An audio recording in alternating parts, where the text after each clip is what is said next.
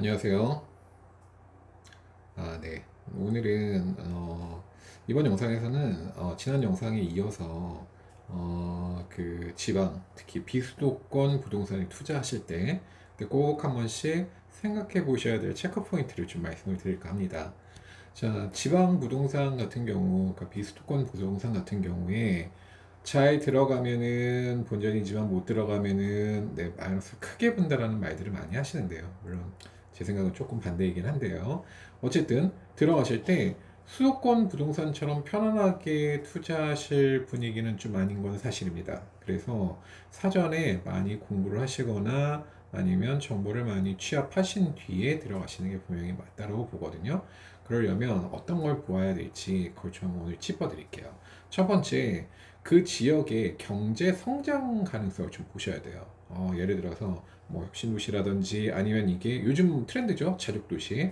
네, 도시 안에서 생산과 소비를 동시에 다 할 수 있는 이런 곳인지, 그 도시의 경제성은 어떤지 이런 것들을 좀 면밀히 따져보시고요. 그 다음 보셔야 될 거는 도시의 인구 유입입니다. 이 도시가 성장을 하고 있는지 아니면 쇠퇴하고 있는지는 인구 유입 정도를 보시면 될 것 같아요. 만약에 이 도시에서 계속 인구가 빠져나가고 있는 상태라고 하면, 글쎄요, 이 도시의 값어치는 떨어지지 않을까요? 그래서 최근 몇 년 자료를 보셔서 이 자료에서 이 도시가 인구가 유입되는 곳인지 아니면 인구가 유출되고 있는 곳인지 꼭 한번 확인해 보셨으면 좋겠습니다. 그리고 요즘 이제 뭐 구청이라든지 시청이라든지 들어가 보시면 정책 자료들이 많이 나와 있으니까 꼭 한번 살펴보셔야 되는 게, 정부 정책하고 개발 호재가 있느냐, 개발 계획이 있느냐, 이 내용을 꼭 한번 보세요. 아무래도 개발 계획이 계속 들어오는 도시 같은 경우는 인구가 유입되는 도시일 확률이 높고요. 거기에 맞춰서 도시를 다시 리모델링하는 케이스들이 굉장히 많습니다. 이런 것들은 분명히 수요가 있기 때문에 지금 당장 저평가가 돼 있다 하더라도 투자해 놓으시면 곧 빛을 볼 수 있는 지역이라는 거 생각하시고요. 그러니까 개발 계획이 있는지, 그리고 정부 정책은 여기에 물려 있는 게 있는지, 뭐 예를 들면 철도가 지나간다라든지 아니면 새로운 도로가 난다라든지 굉장히 좋은 호재죠.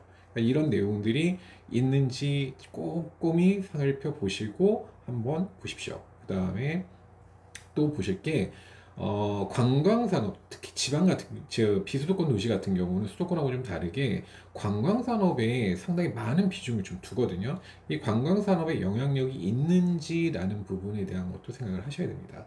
그래서 관광산업이 잘 되어 있거나 이걸로 인해서 유입 인구가 있거나 유동 인구가 있다라고 하면 그 도시 자체는 경제가 살아날 수 있는 확률이 높기 때문에 이 부분도 한번 살펴보세요. 자, 그 다음에 이 도시가 아무리 그렇다 하더라도 지방 도시면 좀 이제 서울 수도권하고는 다르게 인프라가 부족한 곳들이 좀 많습니다. 뭐 예를 들자면 뭐 특정 지역하고 얘기를 좀 하긴 그렇지만 백화점이 있다든지 아니면 뭐 쇼핑몰, 큰 쇼핑몰이 있다라든지 흔히 얘기하는 우리가 즐겨 찾는 뭐 병원 이런 것들에 대한 인프라들이 잘 갖춰져 있는지 이런 것들을 한번 보실 필요가 있어요. 또는 이런 인프라들이 생겨나고 있는 곳인지 뭐 이런 거와 전혀 상관없이 그냥 조용한 도시라면 성장 가능성은 좀 약하겠죠. 이런 것도 한번 꼼꼼히 따져보시고요.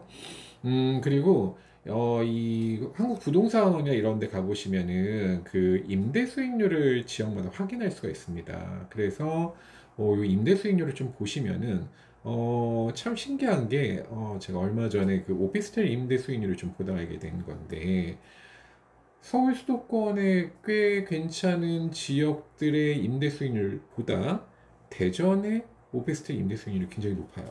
네, 물론 뭐 이거는 이제 한국 부동산에서 고시된 자료이긴 합니다. 이런 자료를 통해서 내가 만약에 지방, 그러니까 비수도권 부동산에 투자를 하실 곳이 시세 차익이냐 아니면 그 임대 수익이냐 요 방향성이 결정이 되신다면 그 방향성에 맞춰서 자료들을 좀 보셔서 임대 수익이 높은 곳이라면 당연히 수익률이 높은 수익형 부동산을 취하실 수 있는 곳이니까 투자 가치가 있다고 보실 수가 있는 거죠. 그래서 그런 부분도 보시고, 또 하나 그렇게 임대 수익이 높은 곳은 뭐 대한민국 부동산은 짧게 보면은 가격의 등락폭이나 하락폭이 생길 수도 있겠지만 결국 넓게 보면 우상향하는 곡선이다 보니 부동산 가격은 오르거든요.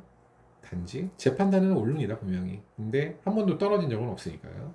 근데 오르는 폭이 좀 다를 뿐이고, 그리고 원했던 만큼의 수익이 안 난다고 생각하실 수는 있겠지만, 임대 수익, 그러니까 수익형으로 임대 수익 같은 게 목적이셨다가 시간이 흘러서 그 부동산이 가치가 올라간다면, 또는 뭐 개발 계획 같은 거하고 맞물려서 뭐 그 가치가 폭등을 할 수 있는 소지가 있다면, 그것도 또 하나의 제대로 된 투자 포인트가 아닐까라는 생각을 합니다. 자, 그리고 또 하나 보셔야 될 게, 가끔씩 도시마다 이 산업 구조가 바뀌는 도시들이 있어요. 예를 들면은 뭐, 그 도시를 주로 그 모든 소비 부분이나 생산 부분을 책임졌었던 거대 기업이 이전을 한다든지, 아니면 새로운 거대 회사가 대기업이 들어간다라든지, 이런 걸 통해서 산업 구조가 바뀌는 경우가 있습니다. 이런 것도 투자 포인트에 꼭 참고하셔야 될 부분입니다. 네. 한 이 정도까지가 이거 말고도 한 두세 가지의 포인트가 더 있는데, 요거는 좀 지역적 특성이 있는 도시들에 대해서 세부화돼서 바라보는 부분들이기 때문에, 요거는 뭐 제 블로그를 보시고 또 참고하시면 될 것 같고요. 가장 넓게 지금 말씀드린 내용 정도는 한번 고려해 보신 다음에 지방 투자할 곳을 선택하시는 거 권해드리겠습니다. 네. 오늘은 여기까지 하고 마치겠습니다. 그럼 안녕히 계세요.